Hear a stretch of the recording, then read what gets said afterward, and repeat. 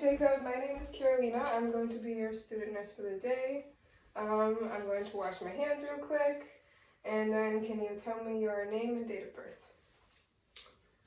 My name is Jacob Baranowitz, and I was born on October 27th, 2006.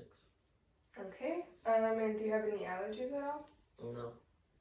So none to environmental or food, and no drug allergies, medications? No. Okay. And then next I would go ahead and assess that patient's orientation.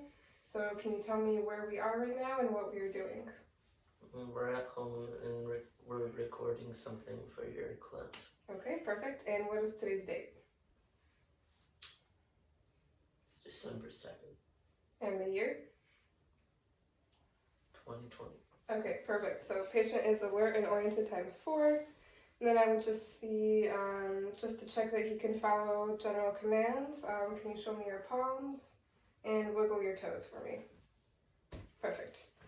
So then I assessed general status when I first came into the room. The patient seems to have moderate posture, doesn't appear to be in any distress at all, has proper hygiene, so no concerns there. And then I'm going to go ahead and assess Perla. So with my pen light, I would first assess the size of your pupils, so look at me. Okay, I would say they're about 3 millimeters in diameter, which is within normal range. They're round and even in shape, even in size. And we would check how they react to light. So I'm just going to have you look past me.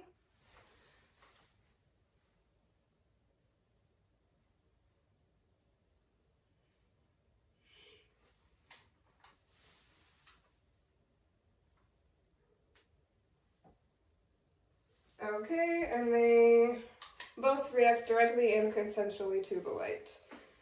So then I'm going to have you follow my finger.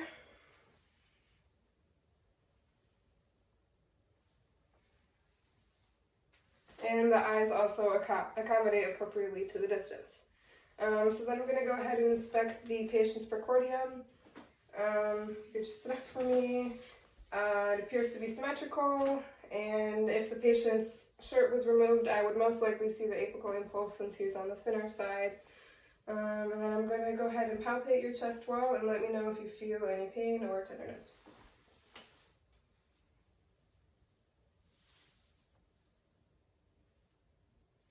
Did you feel any pain at all?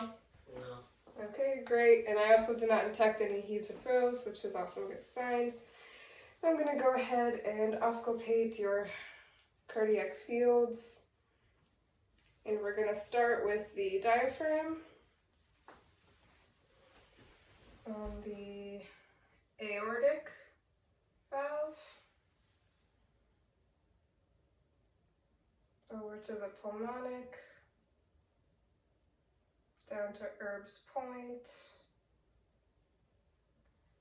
tricuspid, and then the mitral valve into the midclavicular line. Okay, and then I would go ahead and switch over to my bell and listen with the bell as well in the same points that I just listened to. And I would also make sure to auscultate with, not through clothing, but for the purposes of this video, we were just keeping the shirt on. Okay, so then I would go ahead and grade all the pulses. So we're going to start with your carotid pulse, which is right under your neck.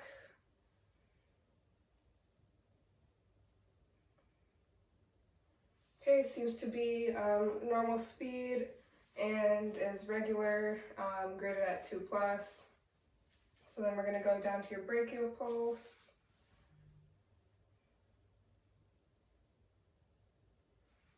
It is also regular 2+, down to radial, regular 2+, and then we're going to go to the dorsalis pedis pulse on the top of the foot.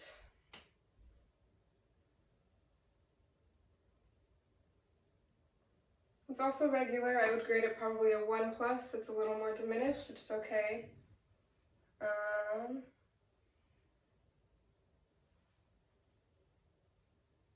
And then over to the posterior tibial pulse, also about a 1 plus, 2 plus, and also regular. And I would make sure to do this bilaterally to compare both sides, make sure that they are all even, that no circulation is being cut off. So then I'm going to go ahead and inspect your chest shape. Up for me again, yes. The AP to transverse ratio is 1 to 2, which is normal. No barrel chest, which is good. And then I'm going to go ahead and auscultate your anterior, listen to your anterior and posterior lung fields. Starting with the diaphragm. And I'm going to do this bilaterally as well, making sure we're not going over any bones starting above the scapula. If you can give me a deep breath each time.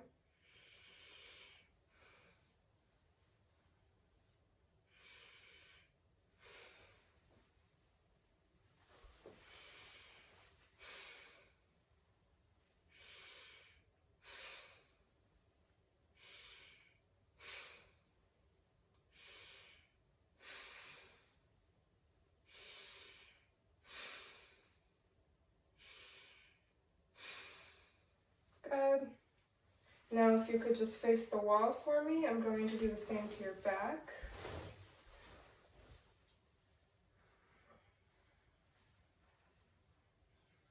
A deep breath.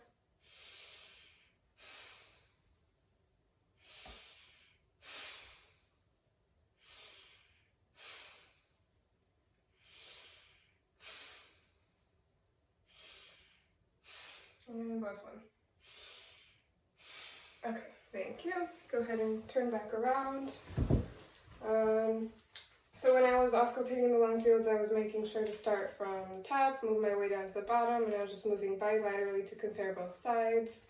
I did not hear any abnormal sounds, no wheezes or rhonchi or anything like that. So next we're going to inspect the abdomen. If I could have you lay down for me.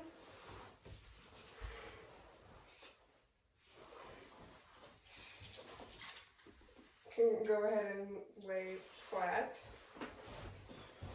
There you go. Now just lift up your shirt. Oh, more perfect. So first I'm going to inspect the abdomen.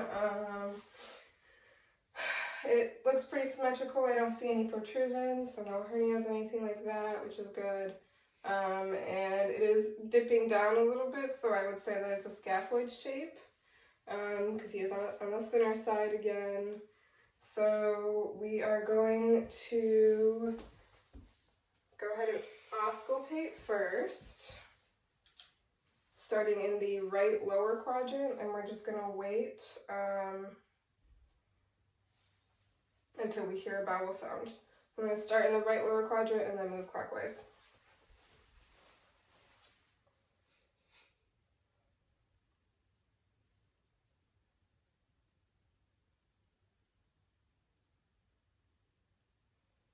Okay, we heard a sound, so we're going to move on.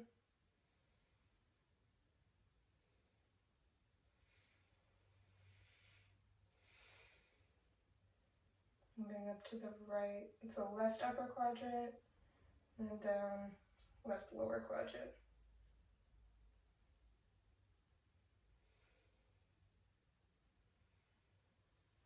So I was able to hear some vowel sounds in each quadrant, which is a good sign.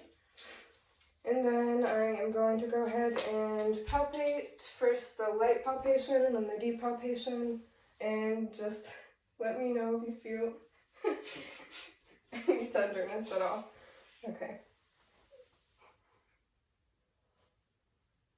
And again, we're starting in the right lower quadrant.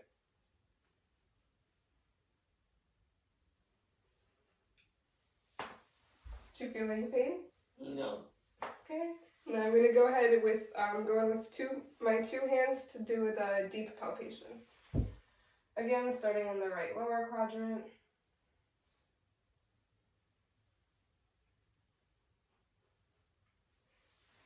Did you feel any pain that time? No. Okay, great. So you can go ahead and sit up. I did assess also the patient's skin color throughout this, temperature, moisture. I did not detect any erythema or cyanosis or jaundice, so skin color is good. He doesn't seem pale at all. If I had a thermometer, I would assess his temperature as well, but when I was palpating, he didn't seem overly hot. No inappropriate moisture on the skin as well, and I did not detect any drainage or rashes either.